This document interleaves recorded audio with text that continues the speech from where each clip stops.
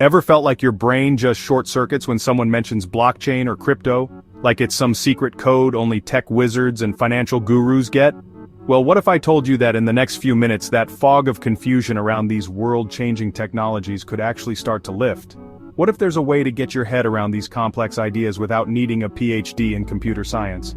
Stick around, because we're about to explore how a true blockchain genius makes it his mission to explain what often feels unexplainable.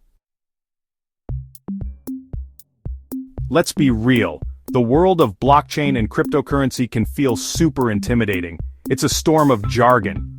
Miners, nodes, hashing, ledgers, tokens. Enough to make your head spin, right? You hear about it on the news, see it debated online, and maybe you've even thought about dipping your toes in, but the sheer complexity feels like a giant wall. This is way too technical for me, you might think. But what's the risk of staying in the dark? It's more than just missing out on some fancy dinner party chat.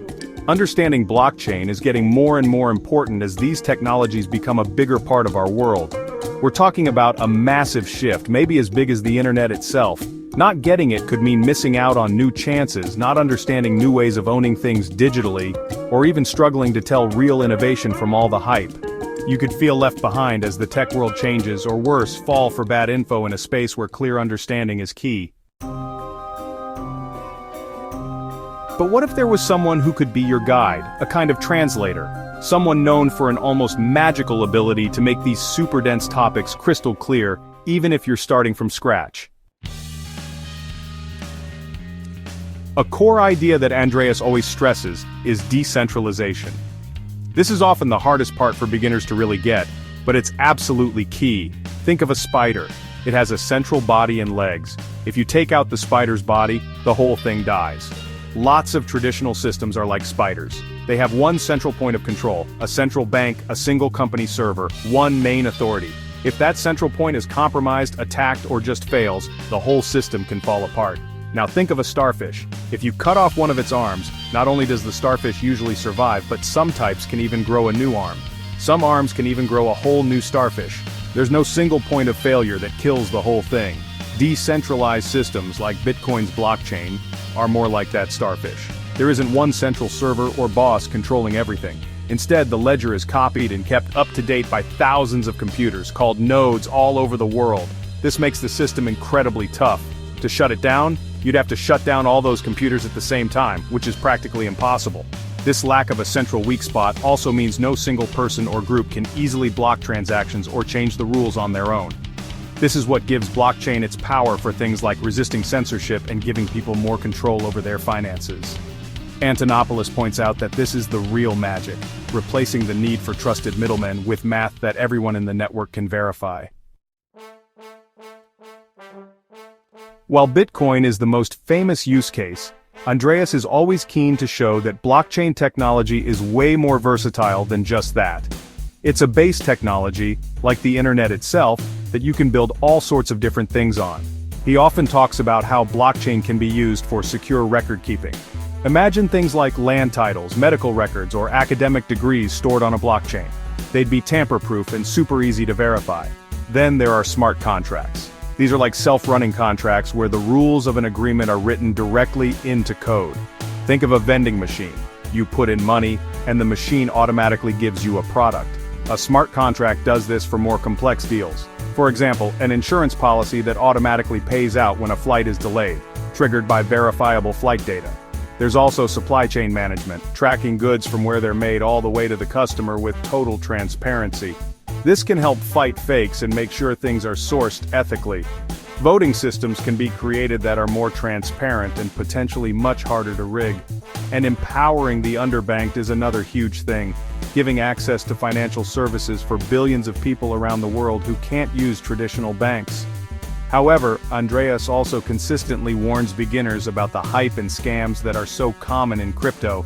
He tells you to learn how to spot the difference between genuine, open, decentralized blockchains and what he calls blockchain in name-only projects, basically, centralized databases just pretending to be the next big thing. His focus is always on the core principles: openness, neutrality, and being resistant to censorship. So, what's the secret sauce in how Andreas M. Antonopoulos teaches? First, analogies as bridges.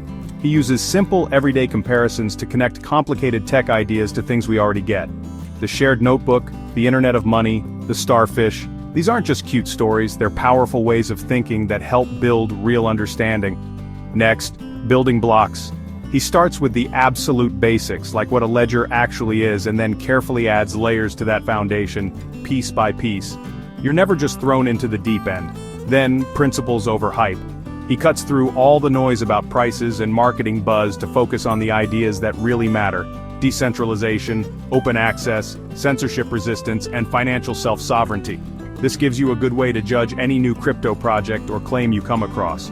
He also has a knack for clarity and simplicity, explaining things without using a ton of dense jargon. If a technical term is needed, he makes sure to explain it clearly. And finally, empowerment through understanding. His main goal isn't just to tell you about blockchain, it's to empower you to understand it, to think critically about it, and to join in confidently if you want to. He often encourages people to learn by doing, even suggesting trying out a small Bitcoin transaction to see how it works for yourself, believing that hands-on experience really makes it stick. Feeling a bit clearer on things? Hopefully you're starting to see that blockchain and crypto, while definitely complex, aren't impossible to understand.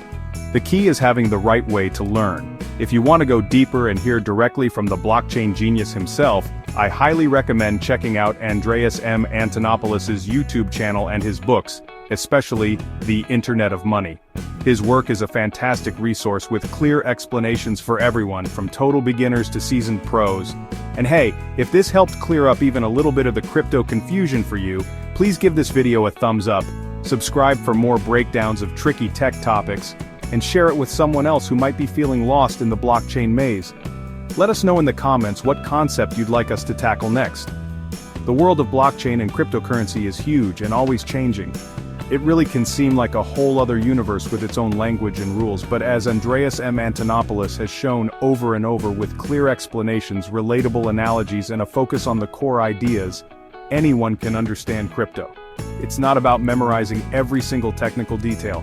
It's about getting the big ideas, the shared ledger, the power of decentralization, and the idea of trust being built into a network instead of just relying on old-school institutions. So the next time you hear blockchain, don't let your brain go into panic mode. Remember the shared notebook, the Internet of Money, the starfish. Remember that with the right guide and the right ways of thinking, even the most complex subjects can become crystal clear. The journey to understanding starts with that first bit of curiosity and being open to seeing things explained in a new, simpler way. Thanks for watching.